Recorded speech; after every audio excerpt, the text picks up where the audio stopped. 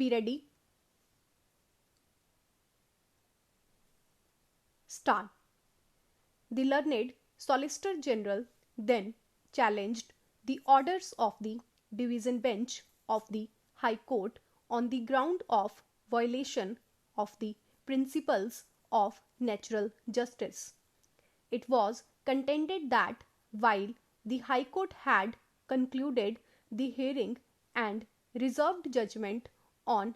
20th July 2011 by order dated 12th October 2011, it directed the Speaker to place on record the status of the proceedings relating to the disqualification petitions.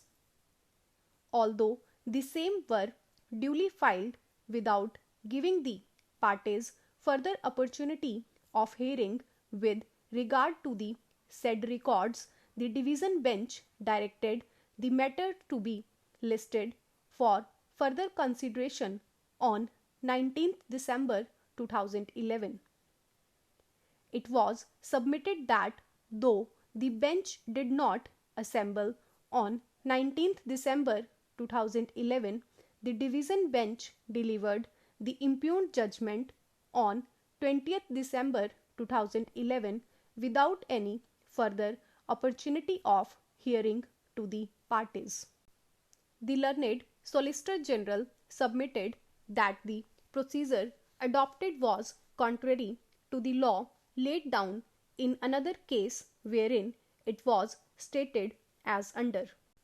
In view of the limited scope of judicial review that is available on account of the finality clause in paragraph 6 and also having regard to the constitutional intendment and the status of the repository of the adjudicatory power, that is Speaker, Chairman, judicial review cannot be available at a stage prior to the making of a decision by the Speaker, Chairman, and a quick time action would not be permissible. Nor would interference be permissible at an in-between stage of the proceedings. Exception will, however, have to be made in respect of cases where disqualification or suspension is imposed during the pendency of the proceedings, and such disqualification or suspension is likely to have grave, immediate, and irreversible repercussions and consequence. The learned Solicitor General sought to re-emphasize the fact that the present case is not a case involving disqualification or suspension of a member of the House by the Speaker during the pendency of the proceedings, but relates to disqualification proceedings pending before the Speaker which were not being disposed of for one reason or the other. It was submitted that the fact that the Speaker had not finalized the disqualification petitions for almost a period of 2 years could not and did not vest the High Court with power to usurp the jurisdiction of the Speaker and to pass interim orders.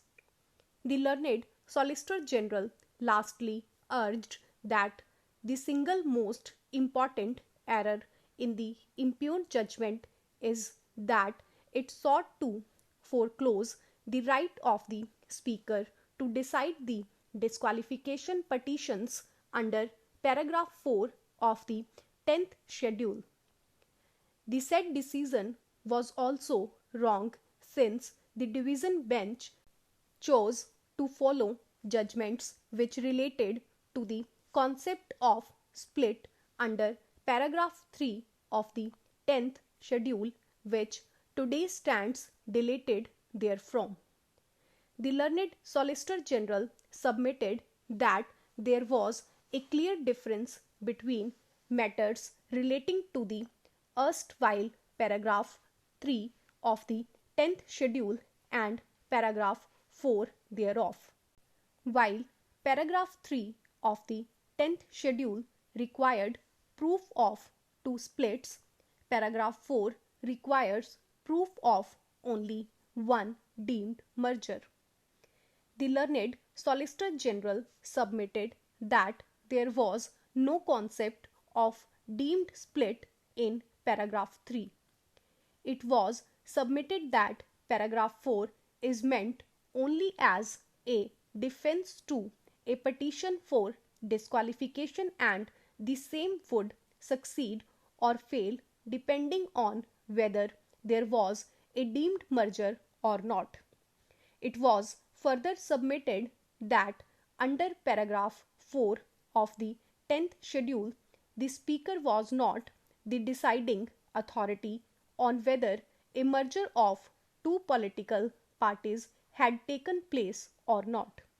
It was urged that the expression used in paragraph 4 of the 10th schedule for the purpose of paragraph 4 clearly indicates that the deeming provision is not in addition to but for the purpose of paragraph 4, which is entirely different from the scheme of paragraph 3, which uses the expression and, thereby indicating that a split takes place only if there is a split in the original political party and at least one-third of the members of the legislature party also joined in.